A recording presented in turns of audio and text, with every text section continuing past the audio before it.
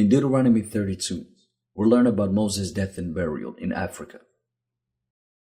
After spending more than 40 years in the Saharan desert, Moses was ordered by God to climb the highest mountain in the land where he would die and be buried. From the highest altitude, he would get a full view of the land of Canaan, the land promised to the Hebrews, but would not enter it because of a ban that was placed on him and his generation 40 years earlier. After getting a full view of Canaan, Moses died and was buried on this same mountain. The location of his death and burial is identified in the Bible by a two-letter name, N and B, traditionally read as Nebo.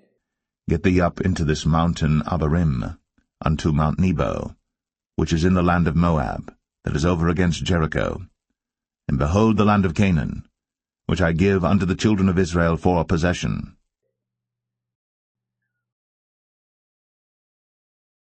Like all legendary biblical landmarks, Mount Nebo has for centuries been misidentified with a random mountain in the Middle East. A mountain which ancient writers mistook for this biblical mountain, and legends and false narratives have been built around for centuries and have cemented through the ages. A mountain which has no historical connection with this biblical mountain and is no more than a tourist attraction. And since there are no known writings or research around the true site of Mount Nebo, all attempts to locate this mountain will be heavily relied on using as a guide the historical clues that are left in the Bible, rather than the writings and research of authors and historians, which at this moment are non-existing. Founding Mount Nebo therefore means that we have to look to the Bible for clues and navigate through the biblical accounts, like textual orientation. The most explicit clue about the location of Mount Nebo is found in Deuteronomy 32, where we find a relatively clear description of the area where this mountain was located.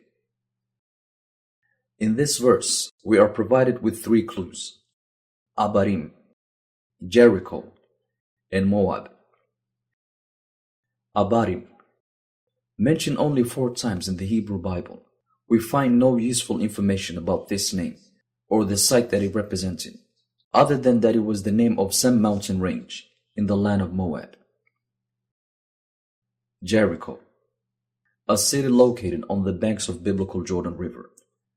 The city of Jericho, along with the real Jordan River, will be the focus of our discussion in a following episode. The most important clue in this verse is Moab, the land wherein Mount Nebo is said to have been located. Just like biblical Canaan, Moab has for centuries been associated with an arbitrary region in the Middle East. Identified with the region east of modern-day Israel, decades of archaeological search for evidence of the biblical Moabite culture has produced no agreed-upon material evidence of this civilization. We will cover the Moabite dilemma in a separate episode. The meaning of the name Moab has long been debated among scholars, but it is agreed that this name is rooted in the Hebrew language and in the origin story about the Moabites in Genesis 19. And the firstborn bare a son, and called his name Moab. The same is the father of the Moabites unto this day. Scholars like Rashi have suggested that the name means seed of my father, and that it describes the claimed incestuous story of Lot, the father of the Moabites, and one of his daughters. Like most of the names and titles used by the Hebrews for neighboring nations and people, like Mizraim, the Hebrew name of Egypt, the name Moab was most likely used only among the Hebrews, and it is very unlikely that the historical Moabites identify themselves by the name Moab, nor attributed to themselves the incestuous origin story that the Hebrew Bible proposes for this nation. In fact, it is very unlikely that the Moabites even heard the name Moab, since this name is claimed to be rooted in the Hebrew language, a language which did not exist in the time of Lot, when this name is claimed to have originated, roughly 1500 BC. This renders any search for an Iron Age culture by the name of Moab futile, as futile as searching for an 8th century civilization in North Africa by the name of Moor, or a pre-Columbus American civilization by the name India. Moab is identified in the Bible as the son of Lot, whose descendants occupied the same area as their father, the region bordering biblical Sodom and Gomorrah. Sodom and Gomorrah are in turn described as having been located around the region of the Canaanite tribe of Sin, who, as explained in a previous episode, occupied the area around Mount Sinai, modern-day Erta Ale, in the Danakil regions of Ethiopia. For further clarification, please watch the video, Mount Sinai Found in Ethiopia. This is further supported by the fact that Moab was the neighbor of Midian, which, as explained also in a previous episode, was a city or a town situated in the region around modern-day southeastern Sudan. We're told that the Moabites used to battle Israel in the fields of Moab. And Husham died, and Hadad the son of Bedad, who smote Midian in the field of Moab, reigned in his stead, and the name of his city was Avith. And that Midian occupied the Moabites for a period in their history. This puts Moab somewhere in southeastern Sudan. Where exactly in Sudan, and which people the biblical Moabites should be associated with, is too early to say at this moment, and only future archaeological research will shed more light on this topic. It is, however, most likely that the Moabites were a simple Bedouin nation living under the Napatan rule of Nubia, sometimes in 11th or 10th century BC. The biblical port of Ezion-Geber is said to have been located in Edom, the neighbor of Moab.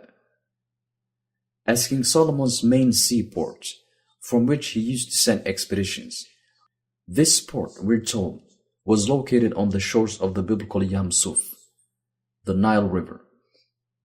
From the Nile coasts of Sudan, Ethiopia, the region which the Egyptians identified as the area inhabited by the Yam Nubians, that is, the Nubians who lived on the shores of the watercourse, known both to the Egyptians and the Hebrews as the Yam, the Nile River. Solomon would reach the heart of Ethiopia to collect gold and other precious material from biblical Ophir. Most scholars have identified biblical Ophir as the Afar region of Ethiopia. This Ezion-Geber, we're told, was a neighbor of Moab. Through the way of the plain from Elath and from Ezion-Geber, we turned and passed by the way of the wilderness of Moab. This immediately narrows our search for Moab to the Nile coasts of Sudan and Ethiopia. The Bible describes Moab and the region where Mount Nebo was located as a region of plains and valleys, with mountains peeking through the depressed land. It also describes it as a desert and a wilderness. This fits perfectly the geological reality of modern-day southeastern Sudan, which is a semi-desertous plain with mountains and valleys. The name found in the Bible, Nebo, isn't rooted in any etymology that we can trace to the biblical text, nor is this name Hebrew. It is the name of the indigenous population of Nubia, the Nuba people of southeastern Sudan, who have lived in this area for thousands of years, and after whom the Nuba Mountains are named. The Nuba Mountains of southeastern Sudan are the biblical Mount Nebo. This is where Moses, right before his death, was ordered to climb the highest mountain in the mountain chains, which the Bible refers to as Abarim, to get a full view of the Promised Land, without violating the ban on entering the borders of Canaan. A detail in the biblical narrative which is systematically overlooked by scholars and biblical historians. Moses climbing Mount Nebo to view the Holy Land would not be possible if Mount Nebo was located in the region that it has been associated with for the past centuries, since the proposed Mount Nebo in the Middle East is located in the heart of the region that historians have claimed to be biblical Canaan. How could Moses stand in the middle of Canaan without violating the ban on entering the land of Canaan? He simply couldn't. Moses, from the peak of the Nuba mountains of Sudan, which, as we will see in a following episode, was located on the borders of the Holy Land, got a full view of the promised land of Canaan.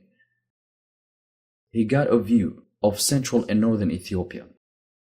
He saw the mountains, the rivers, of the land that would later be conquered and inhabited by his people for more than 1,000 years, a land which they would conquer just a few months after his death. And after getting a full view of Canaan, Moses died and was buried in this same area.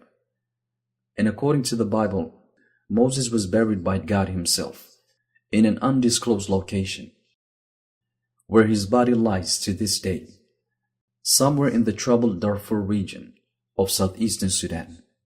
So Moses, a servant of the Lord, died there in the land of Moab, according to the word of the Lord. And he buried him in a valley in the land of Moab, over against Beth Peor. But no man knoweth of his sepulchre unto this day.